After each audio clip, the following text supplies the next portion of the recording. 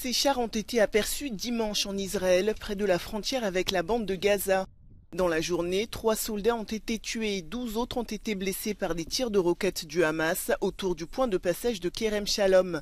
Débutée il y a 7 mois, cette offensive militaire qui semble sans issue fait craindre à Benyamin Netanyahou un mandat d'arrêt de la CPI.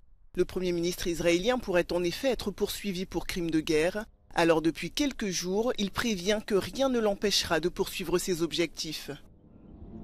Today, we again confront enemies bent on our destruction.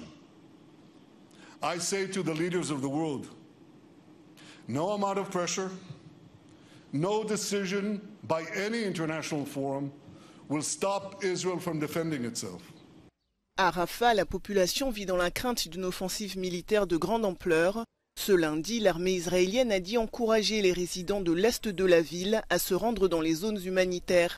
Cette possible opération est vivement critiquée par de nombreux pays, en particulier les États-Unis qui ont tenté à plusieurs reprises de dissuader Tel Aviv de lancer un assaut dans la ville où se sont réfugiés environ 1,5 million de Gazaouis.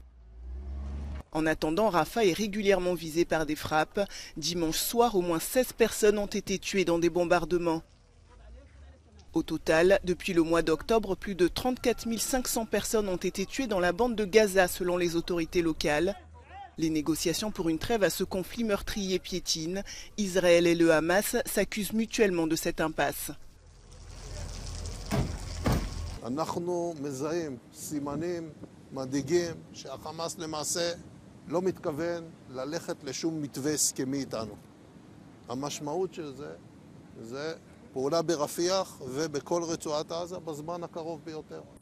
Alors que le chef de la CIA est attendu au Qatar pour poursuivre les pourparlers, le largage de l'aide humanitaire se poursuit. Les ONG internationales alertent depuis des mois sur la faim dont souffrent des milliers de Gazaouis.